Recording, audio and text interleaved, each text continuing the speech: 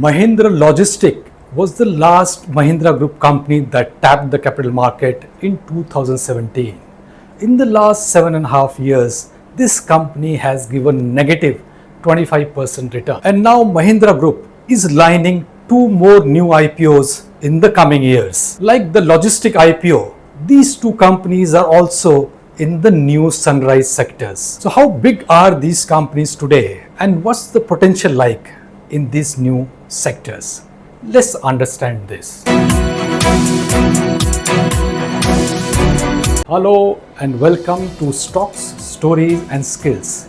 In the last few decades, Mahindra Group has created half a dozen listed companies in the sectors like financial services, logistics, hospitality, IT and agri. It is now creating a foundation for half a dozen new businesses in EV, battery recycling, renewable energies, two-wheeler, especially motorcycles, trucks and buses, and aerospace. But two businesses, EV and the recycling business, is preparing for an IPO in the coming years. So before moving on to new businesses, let's understand the group's IPO journey.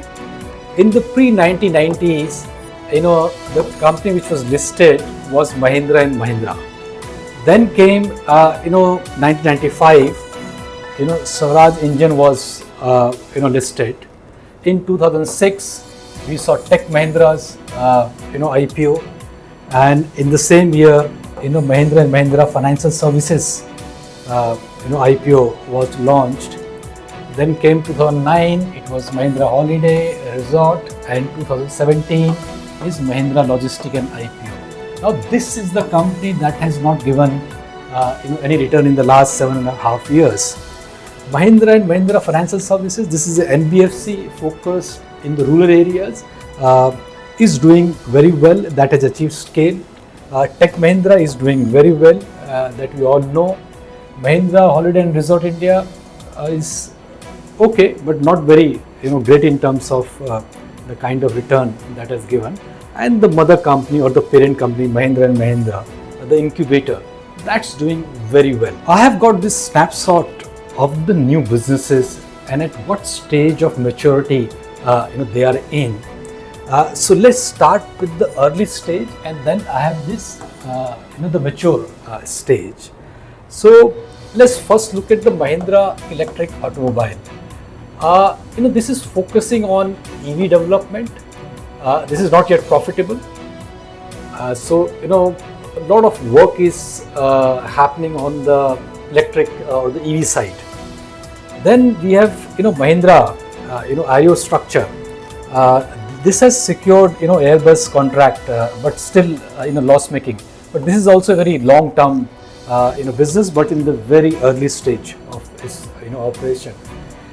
Then we have Mahindra Sustain, and there is a significant turnaround.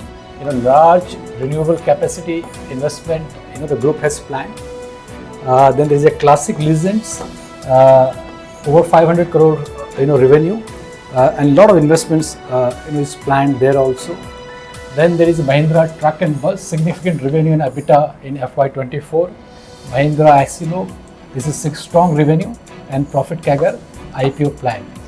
So the two companies where we will see IPO is, one is the Mahindra Electric Automobile, and second is the Mahindra Accelo. These are the two companies where we are going to see IPO in the coming years. In Mahindra Sustain, the group has planned some 21,000 crore investment over a period of 5 years for 5.5 gigawatt of renewable capacity. Mahindra Electric Automobile, the investment plan is 12,000 crore by FY27. So this is the chart of Mahindra's two companies that will soon tap the market.